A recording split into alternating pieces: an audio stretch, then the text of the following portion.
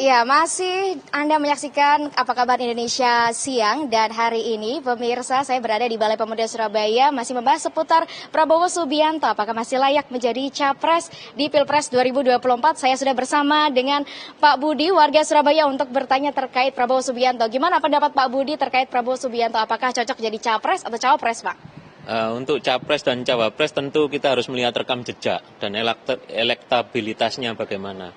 Kalau menurut saya yang putra bangsa yang sekarang ini memimpin di pemerintahan maupun putra daerah yang memimpin di daerah itu sudah bagus-bagus. Dan untuk meneruskan pemerintahan Pak Jokowi ini sudah bagus. Sekarang kan rakyat miskin juga bisa tercover pendidikannya, kesehatannya. Jadi tinggal meneruskan program-program yang sudah bagus ini. Ya saya kalau pribadi berpendapat bagus-bagus saja untuk apalagi yang juga Pak Ganjar yang barusan dicapreskan oleh partai terbesar di Republik ini juga bagus. Jadi sama bagusnya. Jadi kalau dipasangkan ya jadi bagus. Berarti menurut Pak Budi cocoknya gimana nih, Pak? Pak Prabowo seperti apa? Capres atau cawapres? Ya boleh saja, tergantung rakyat nanti memilihnya bagaimana. Kalau jam terbang semuanya sudah terpenuhi ya, seperti itu. Ya, tapi saya seneng kalau Pak Ganjar sama Pak Prabowo gitu. Siap, terima kasih banyak Pak Budi. Selain itu pemirsa, saya juga sudah bersama dengan seniman di Surabaya, sudah ada Cak Amar. Selamat siang, Cak. Cak, bahas seputar Prabowo ini cocoknya capres atau cawapres, Cak? Kalau saya sih masyarakat Surabaya ya, penikmat seni saja. Seniman ini sahabat saya, saudara saya Cak Luhur. Capres. Saya lebih mendukung nyapres Pak Prabowo sebagai presiden. Kenapa? Karena sudah berapa kali mencalonkan belum lulus ya. Barangkali di pencapresan kali ini bisa lulus. Cuman barangkali ada beberapa titipan pada dunia seni, lebih perhatian lah.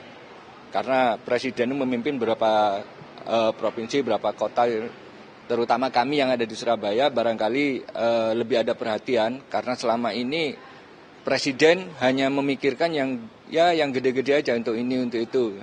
Pemberdayaan masyarakat di dunia seni masih kurang. Padahal Indonesia ini gudangnya seniman. Siap. Terima kasih banyak Cak Amar. Begitu pemirsa pendapat dari para warga Surabaya, warga swasta dan juga seniman yang ada di Surabaya. Kembali ke studio, Tiara. Baik, terima kasih Farah. Nah, kita sudah mendengar suara dari masyarakat gitu ya Pak Riza ya. Kalau dari tanggapan-tanggapan tadi setuju Pak Prabowo capres dan sebagainya. Nah, seperti apa tanggapannya?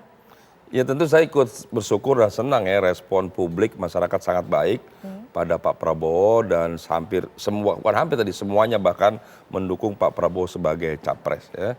Dan saya kira apa yang disampaikan masyarakat sesuatu yang baik dan penting, dan memang kondisi Indonesia ke depan seperti yang saya sampaikan menghadapi berbagai tantangan. Di Indonesia internal, kita sebagai negara yang besar, yang plural, yang heterogen, suku, bangsa, daerah, bahasa, budaya yang luar biasa, ini juga ada potensi disintegrasi, ada potensi konflik, ada potensi pecah, ini harus dijaga. Untuk itu kita membutuhkan tokoh yang dapat diterima oleh semua kelompok, semua etnis, semua agama, semua daerah.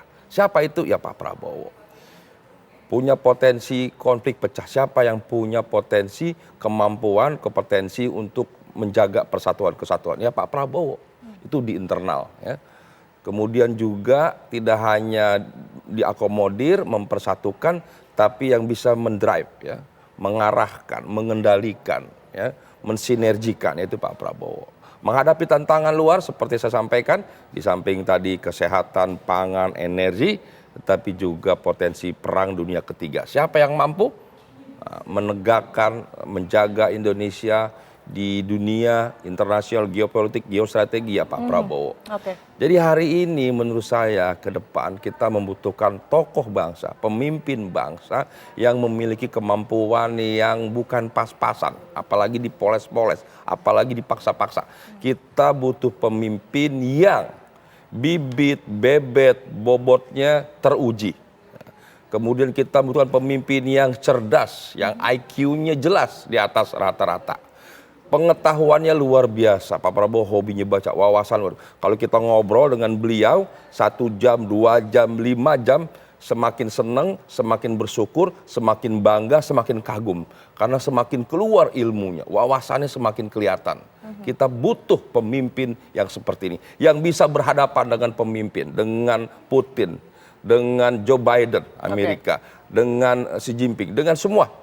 Dengan pemimpin-pemimpin dunia. Pak Prabowo tidak hanya mampu berkomunikasi, dia menguasai 4 bahasa asing, tapi juga bisa berdialog, bahkan bisa berdebat, menyampaikan gagasan-gagasan yang besar tentang membangun ekonomi dunia, membangun perdamaian dunia, membangun energi dan sebagainya. Kita butuh pemimpin yang berkelas dunia, yaitu Pak Prabowo. Jadi saya yakin pada kesempatan ini masyarakat akan semakin cerdas, semakin bijak, semakin rasional. Tidak lagi emosional, rasional, cerdas, dan bijak, dan tahu siapa yang akan dipilih 2024, yaitu Bapak Prabowo Subianto. Oke, nanti tentunya usai jeda, kita juga ingin mengetahui seperti apa pandangan dari pengamat politik berkaitan dengan dukungan dari masyarakat yang tadi kita sudah sama-sama dengar. Tetaplah bersama kami pemirsa. Ada kembali bersama kami di Apa Kabar Indonesia Siang, pemirsa. Langsung saja saya akan ke Mas Adi. Mas Adi, kalau kita ketahui ini kan, kalau dari Gerindra sendiri memang deklarasinya yang paling terakhir begitu. Nah, bagaimana potensi ataupun juga kemungkinannya dengan partai koalisi yang lain nanti? Kalau melihat konfigurasinya sampai saat ini, sangat mungkin akan ada tiga capres maju di 2024 ya, Tiara dan Bang Riza. Yang paling awal itu ya deklarasi Anies, kemudian setelah itu Prabowo bersama PKB. Yang teranyar adalah Ganjar Pranowo yang diusung oleh PDIP. Kalau mau jujur, nama-nama ini adalah yang sejak awal memang sangat terkonfirmasi di survei. Tokoh yang masuk dalam 3 besar survei, yang selalu merajai survei, yang sangat mungkin akan mendapatkan dukungan insentif politik elektoral dari masyarakat.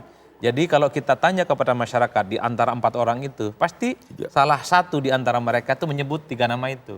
Kalau tak Ganjar ya Prabowo, kalau tak Prabowo ya Anies, dan seterusnya dan seterusnya. Artinya masyarakat memang sejak awal sudah mulai terkonfirmasi bahwa sosok yang dinilai punya potensi, punya tiket pencapresan adalah Prabowo, adalah Ganjar, adalah Anies Baswedan. Yang ketiga yang sebenarnya kita tidak pernah tahu persis ya Tiara. Karena politik kita ini serba cair dan serba dinamis, saya nggak tahu persis apakah nanti akan ada 3 poros ataukah akan ada 2 poros. Karena kalau melihat poros politik dari koalisinya Pak Jokowi, sekalipun ada Pak Ganjar, ada juga Pak Prabowo, dan partai-partai politik yang lain ini juga perlu diperhatikan kepentingan politiknya.